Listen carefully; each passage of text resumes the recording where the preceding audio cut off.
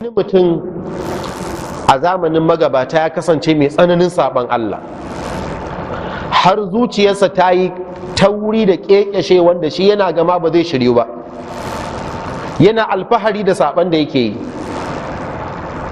Sai wasu mutane suka ce da shi, ga wani bawan Allah ce ana ce da shi Ibrahim bin Adham, da bawan Allah can zai maka wa'azi muna ganin za ka iya shiryuwa. Sai ce ni fa da kuke gani ba irin zunubin da ke mun kwarjini, ba wani laifin da ban iya aikata shi. Suka ce da dai za ka je maka wa'azi kila ka shiryu. Sai dai ya same shi ma da fuskan izgilanci, ya ce mutane sun ce da ni wai in kai min wa'azi wai kila zan shiryu.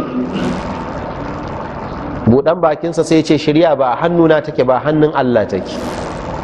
Kun ga tun anan ya fara sausauta zuciyarsa, ya ce ni ba ni da daman in shiryar da kai, amma Allah yana da daman in shiryar da kai ya so ka da rahama. Sai ce to ta yaya? Ya ce masa in za ka iya kiyaye abubuwa guda 5 ka kwantar da hankalinka ka je kai duk zunubin da za ka yi ba matsala. Ya ce malam me kake cewa? Na ce maka ba zunubin da ban iya aikatawa. Ya ce ni ma na ce maka in za ka iya kiyaye abubuwa 5 ka je kai duk zunubin da za ka yi. Sai ce in fa muka je gaban Allah ra'al kiyama ya sa a kamo ni zan ce kai ka faɗa. Zai ce ka ce ni na faɗa.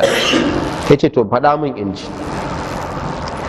Ya ce to in za ka saba ma Allah ka yi ƙoƙari ka je inda Allah ba zai ganka ba, sai kai abin da ranka yake so. Ya shiru, ya ce inda Allah ba zai ganni ba? Ya ce to ai ban san wannan wurin ba. Sai ce tunda kana ga sai kai zunubi ai nemowa za ka yi, tunda kai kake so kai zunubin ai to yanzu sai ka nemo. Ya ce kai wannan ba zai samu ba, ala gafarta malam, na san kuma wanda duk za ka faɗa sauran hudun nan ba za su kai wannan tsanani ba. Wanne ne na biyu? Ya ce to in ka kasa wancan kai kokari ka je kasar da ba ta Allah ba sai ka saba mai akanta. Ya ce na ne kasar da ba ta Allah bai ce ita ma ne bawa za ka yi, ban san inda take ba, amma in dai za ka saba mishi to kar ka zauna a kasan shi. Ya ce wallahi ba zan iya ba. Ya ce to tun da haka ne ka yi biyun, amma karka ci daga arzikin shi, karka shakan masa iska, karka ci abincin shi, domin bai yi halittansa don a saba mishi, ya yi halitta ne don ta bauta mai. Wa ma khalaqtul jinna wal insa illa liya'budun.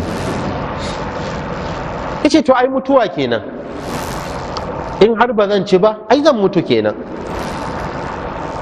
Sai ce shi ma ba za ka iya ba. Ce ba zan iya ba. Yace to yana ganin ka kasan shi kuma arzikin shi. Yace to babba abin da za ka yi na kusa da ƙarshe shine na 4, ka tanaji ƙarfi hadda na tsiya, ran da mala'iku za sauka su ɗauki ranka karka bi su, ka yaƙe su, karka yadda su ɗauki ranka, tunda ka ci arzikin shi kuma akan ƙasan shi kuma baka jin kunyan shi. Yace ya zan iya da mala'iku? Yace to na 5 shine kai gaggawa ka tuban mu Allah, shine na 5 din. Ya ce wannan kan ba sai an jima ba, yanzu nan zan tuba kuma na koma ga Allah.